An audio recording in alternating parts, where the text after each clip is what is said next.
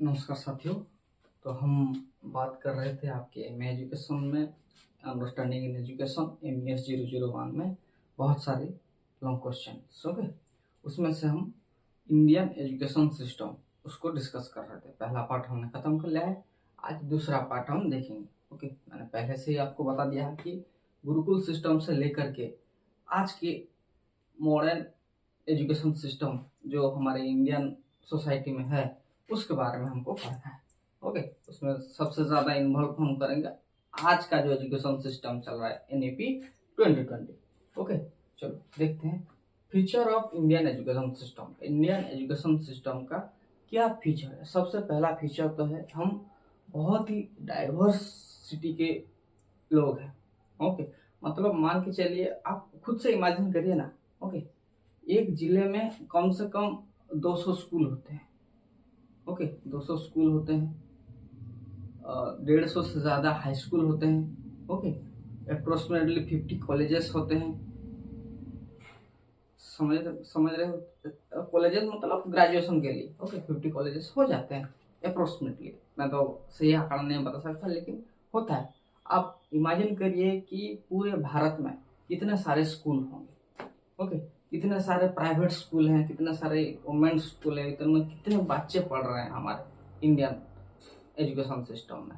आप 40 करोड़ के आसपास तो सिर्फ स्टूडेंट हैं हमारे देश में, युवा जो कि कह सकते हैं, छोटे बच्चे से लेकर के जो graduate, post graduate, PhD holder तक बात कर रहा हूँ। ओके, 40 करोड़, ये क्या बहुत ज़्यादा आंकड़े हैं। ओके, सही है। आप देखते होंगे किसी भी छोटे से एग्जाम के लिए, यहाँ पे KBS का एग्जाम हुआ था, सिर्फ टीचिंग पोस्ट के लिए 14 लाख बच्चे अप्लाई किए थे। तो मान के चलिए, ओके, बहुत सारे बच्चे हैं।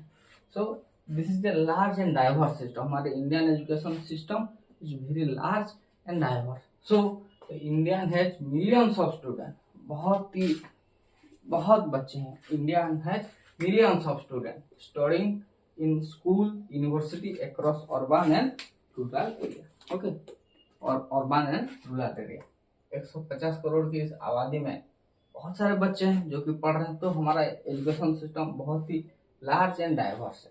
दूसरा, it is democratic in nature. ऐसा नहीं कि किसी भी रिलीजन के बेसिस पे, आपके लैंग्वेज के बेसिस पे या फिर आपके जेंडर और इकोनॉमिक स्टेटस के वजह से आपको स्कूल में दाखिला नहीं दिलवाया जाएगा।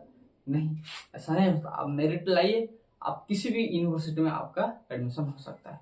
Okay, it is democratic nature. Education is available to all irrespective of caste, religion, gender and economic status। irrespective of caste, religion and economic status। समझ में आया? Next, constitutional support. हमारा संविधान भी हमको राइट देता है, जैसे कि the right of children to free and compulsory education act. Free and compulsory education act provide free and compulsory education for all children of age 6 to 14 years. ये provide किया जाता है हमारे हिंदुस्तान में, है ना, फ्री एंड कंपल्सरी एजुकेशन। आपने भी इसी स्कीम मतलब इसी में आपने पढ़ाई की होगी। ओके, आप जब स्कूलिंग कर रहे थे, आपको गवर्नमेंट स्कूल में आपको पैसा देने की जरूरत नहीं है, फ्री में आप आएंगे, टीचर पढ़ाएंगे, आपको खाना दिया जाएगा, ड्रेस दिया जाएगा, स्कॉलरशिप प्रोवाइड किया जाएगा, सब प्रोवाइड किया जाएगा। आपको सिर्फ स्कूल में जाकर पढ़ना है। Okay, and it's compulsory, free के साथ साथ कंपल्सरी है। Next, multilingual education. जैसे हमारे यहाँ 3 लैंग्वेज फॉर्मूला था for the development of regional and national language, है ना। India follow 3 language formula to promote regional and national language. Promote regional and national language. Number 5, examination oriented. The system gives importance to the examination and certification. Okay, system हमारा Indian education system ज्यादा किस पे ध्यान देता है? Examination and certification में। Okay, hope you understand this. This is the feature of Indian education system. Then we have to study about the role of educational bodies। मैं सिर्फ एक एक पॉइंट यहाँ पे लिख दिया हूँ। ओके, इसका सेपरेट वीडियो है प्लेलिस्ट में, अगर आप चाहें तो देख सकते हैं। ओके, देखिए, रोल ऑफ एजुकेशन। NCERT का काम क्या है? It develop curriculum and text book. हाँ, जितने भी टेक्स्ट बुक हैं इंडिया में, ओके, उसका करिकुलम और वो कौन रिलीज करता है? NCERT। And promote educational resource और बहुत सारे लर्निंग मटेरियल्स, टीचिंग मटेरियल्स, ये सारी चीजें भी NCERT प्रोवाइड करती है। Next, UGC university grant commission maintain standard in higher education में स्टैंडर्ड ये मेंटेन रखता है and provide grant to university, और हर यूनिवर्सिटी को ग्रांट्स फंड से प्रोवाइड करता है। NCT national council for teacher education regulate teacher education programme, it regulate but teacher education programme. Next NIOS provide open and distance learning, NIOS provide open and distance learning. IGNOU offer higher education through distance. Okay, IGNOU में क्या किया जाता है, higher education दिया जाता है through distance, और NIOS में schooling, open schooling, distance course में आप स्कूल लेवल की पढ़ाई कर सकते हो। Okay, role of educational body, future of Indian education system. Clear. अब मेरिट और डीमेरिट देखते हैं हमारे इंडियन एजुकेशन सिस्टम में, इसको लिख लो पहले।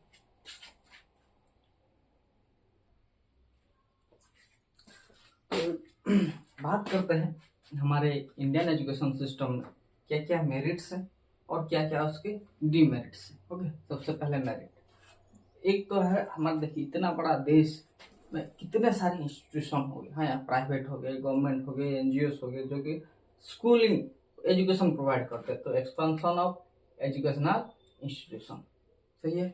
और इसके ज़्यादा, इसके बदौलत क्या हो रहा है, धीरे धीरे लिटरेसी रेट बढ़ रही है ना, increasing literacy rate.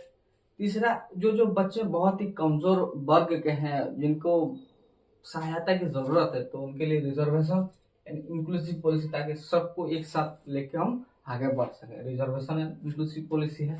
Next, growth of technical and professional education. अब धीरे धीरे हम क्या प्रोफेशनल एजुकेशन, टेक्निकल एजुकेशन में ये क्या अपना पैर पसार रहे हैं, मतलब आगे बढ़ रहे हैं। Next, digital and online learning opportunity also are being created. पहले के जमाने में तो ये नहीं हो रहा था, है ना, अब लेकिन आजकल digital and online learning opportunity मिल रही है।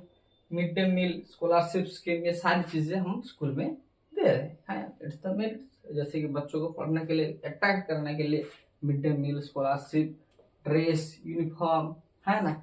हमारे मेरे टाइम पे तो साइकिल दिया जाता था हाई स्कूल लेवल में, अब भी शायद दे दिया जा रहा है, लेकिन आज पैसे दे देते। उस time for buying A cycle पहले तो सिर्फ गर्ल्स को दिया गया 1-2 साल, लेकिन उसके बाद बोथ गर्ल्स एंड बॉयज सबको मिला, है ना, फॉर देयर इंटरेस्ट, ताकि बच्चों का इंटरेस्ट है स्कूल में आने के लिए। Okay, merit of Indian education system. Clear. Next, demerit of Indian education system. क्या क्या डीमेरिट्स हैं हमारे, बहुत सारे। सबसे पहला, एग्जामिनेशन प्रेशर, एग्जाम में पढ़ो, एग्जाम में पढ़ो, एग्जाम में पढ़ो, ये सोच के सिर्फ एग्जाम के अलावा बच्चा किसी दूसरे पे फोकस नहीं कर पाता। Examination pressure, road memorisation method, और इसी एग्जामिनेशन को पास करने के लिए उसमें वो रोड मेमोराइजेशन मेथड यूज करता है। जैसे कहते हैं ना, रटन्ति विद्या चलन्ति नहीं, वही हो जाता है उसके साथ। तो जब वो किसी बड़े एग्जाम में बैठता है तब उसका हो नहीं पाता, क्योंकि उसने तो सिर्फ समझा नहीं था, रोड मेमोराइजेशन कर करके सारी चीजें सीखा था, इसीलिए। Next, unequal access in rural area. आप ये हम नहीं पाएंगे, जैसे कि फॉर एग्जांपल अर्बन एरिया में कोई स्कूल है और रूरल एरिया में कोई स्कूल है, तो यहाँ पे बहुत ज्यादा डिफरेंस होता है। ओके, तो यहाँ के बच्चों के पास लाइब्रेरी होता है, वहाँ के बच्चों के पास अच्छे से बुक भी नहीं पहुँचता। ओके, सही है। यहाँ के बच्चों के साथ खाने के लिए बहुत अच्छी अच्छी चीजें मिलती है स्कूल में भी। ओके, लेकिन रूरल एरिया में वैसे ही काम चला लेते हैं। Okay, so unequal access in rural area, lack of practical learning, ये बात तो सच है। आप किसी भी कॉलेज में हो, मैं उड़ीसा से हूँ, तो हमारे यहाँ पे थ्योरी पढ़ाया जाता था अच्छे से, लेकिन प्रैक्टिकल सिर्फ हम एक दिन करते थे, वो भी प्रैक्टिकल एग्जाम के दिन, है ना। तो अदर स्टेट में या फिर बाहर की कंट्री में क्या होता है, वहाँ पे प्रैक्टिकल नॉलेज पे ज्यादा फोकस करता है। हमको बचपन से सिखा हुआ नहीं, तो हम भी तो ये वही करेंगे, होगा कैसे, है ना।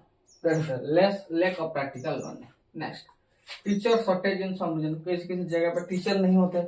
और सबसे बड़ी बात, इंडियन एजुकेशन ले जाने के बाद बहुत सारे बच्चे अनएम्प्लॉयड रह जाते हैं। That's the thing, unemployment among educated youth, बहुत सारे एजुकेटेड यूथ जो होते हैं, they are being unemployed. That's the most demerit of Indian education system. आजकल आपने सुना होगा कॉकरोच जनता पार्टी, एक वो उनका मूवमेंट चल रहा है। ओके, वो फॉर अनएम्प्लॉयमेंट इशू। ओके, सही है। चलिए हम अपने कंक्लूजन पे आते हैं। इंडियन एजुकेशन सिस्टम का कंक्लूजन मतलब आपने इंडियन एजुकेशन के बारे में जितना समझा, जो जो लिखा, उस सब का जिस्ट होना चाहिए आपके कंक्लूजन में। सबसे पहला देखिए, the education system in India play vital role in the national development and social transformation. Okay, अगर एजुकेशन ना होता तो नेशनल डेवलपमेंट बहुत ज़्यादा दिक्कत आती, सोशल ट्रांसफॉर्मेशन हो नहीं पाता। जैसे कि फॉर एग्जाम्पल तो कहते हैं ना, छुआछूत की भाव आपको स्कूल में या फिर शहर में आप नहीं देखने को मिलेगा, लेकिन गांव में मिलेगा। क्यों? वहाँ पे आज थोड़ा थोड़ा एजुकेशन की कमी है। ओके, अगर एजुकेशन हर किसी के पास में आ जाएगा तब ये सोशल ट्रांसफॉर्मेशन बहुत जल्दी हो जाएगा, है ना। It has progress significantly from ancient time to modern digital era. और ये हमारे इंडियन एजुकेशन सिस्टम बहुत ही तेजी से आगे बढ़ा है from the ancient time to modern digital era. Okay, जैसे कि आज से 5 साल पहले, ओके, जब कोरोना नहीं आ रहा तब तक तो ऑनलाइन प्लेटफॉर्म में ऐसे टीचिंग का बहुत सारे सुविधा थे ही नहीं, लेकिन आजकल हो गया है ना। तो 5 साल में इतना मतलब सोच सकते हो आप, और आगे 10 साल में क्या क्या हो सकता है। सही है। Despite of several challenges such as inequality, जो मैंने बताया था, examination stress and lack of information. Okay, पहले तो किसी को इन्फॉर्मेशन होता ही नहीं था किस तरीके से एग्जाम दिया जाता है, क्या क्या होता है, वही स्ट्रेस होता है और भेदभाव होता है, ये सारी चीजें। ओके, ये सारे चैलेंजेस को फेस करके भी हमारा एजुकेशन सिस्टम धीरे धीरे आगे बढ़ रही है। Continuous reform and policy are improving the quality of education.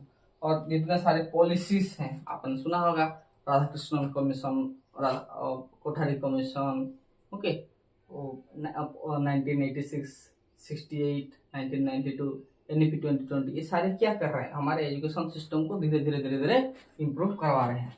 A strong and inclusive education system is essential for creating responsible citizen and building develop nation. Okay, एक बहुत ही strong and inclusive education system is essential for creating responsible citizen in building and development.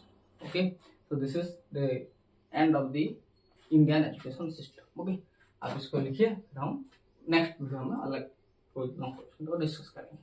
Right it down.